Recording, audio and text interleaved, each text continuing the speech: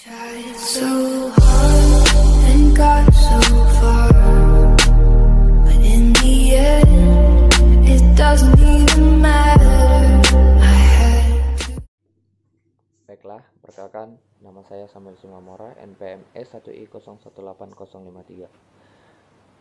Di sini saya akan menjawab beberapa persoalan tentang pengelolaan wilayah pesisir. Ada dua persoalan yang diberikan, yaitu pertama, permasalahan apa yang terdapat pada wilayah pesisir yang ada pada daerah saya. Yang kedua, dimensi apa yang dapat kita lakukan untuk melancarkannya pengelolaan wilayah pesisir yang ada di daerah kita. Sebelum kita masuk ke persoalan, kita harus tahu terlebih dahulu apa itu pengertian pengelolaan ekosistem pesisir.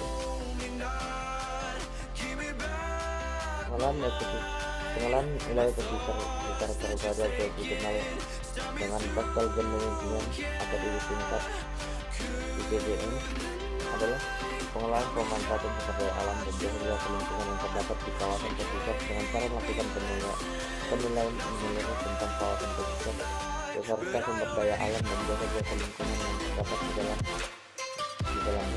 Batas wilayah pesisir yaitu berdasarkan kesepakatan umum di dunia bahwa wilayah pesisir adalah suatu wilayah peralihan antara daratan dan lautan.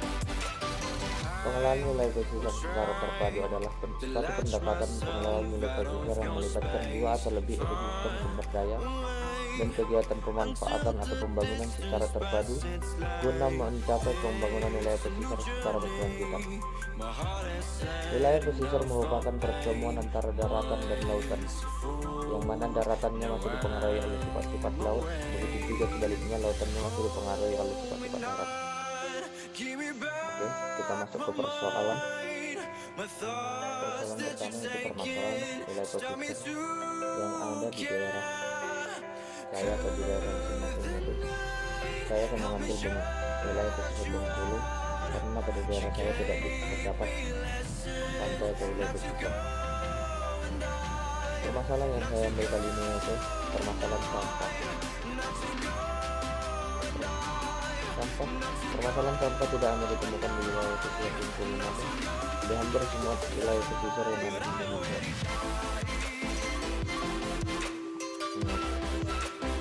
Untuk mengurangi permasalahan sampah ini, kita dapat menanganinya dengan beberapa cara, yaitu dengan pengadaan bank sampah.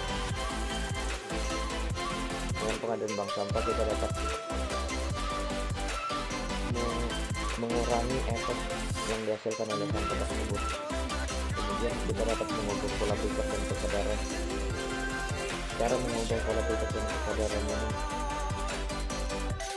ada dalam beberapa hal, yaitu mengubah metode menjadi yang pertama metode huruf kecil, yaitu metode menggunakan tas atau selai kain untuk sebagai pengganti plastik.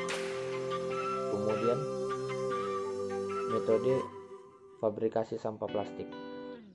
Metode fabrikasi ini memang cukup sulit, namun metode ini terkenal cukup berhasil.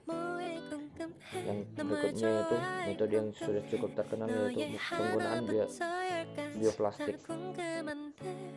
Penggunaan bioplastik yang dimaksud adalah penggunaan plastik yang dapat didaur ulang atau dapat terdegradasi secara alami di alam.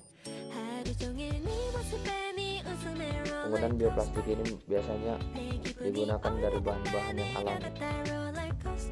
Nah, kita akan masuk ke soal selanjutnya, yaitu soal kedua. Dimensi apa yang dapat kita lakukan agar pengelolaan wilayah pesisir di wilayah kita dapat berjalan dengan lancar. Pada kasus ini saya mengambil dimensi bidang ilmu, yang mana pada bidang ilmu ini kita memerlukan yang mana masyarakat perlu pengetahuan dalam bidang ilmu ekonomi, ekologi, teknik, sosiologi, hukum, dan ilmu lainnya yang relevan untuk membangun wilayah pesisir secara terpadu. Hal ini diperlukan karena wilayah pesisir dan lautan terdiri dari suasana alam dan sosial yang terjalin secara kompleks dan dinamis. Mungkin itu saja yang bisa saya sampaikan.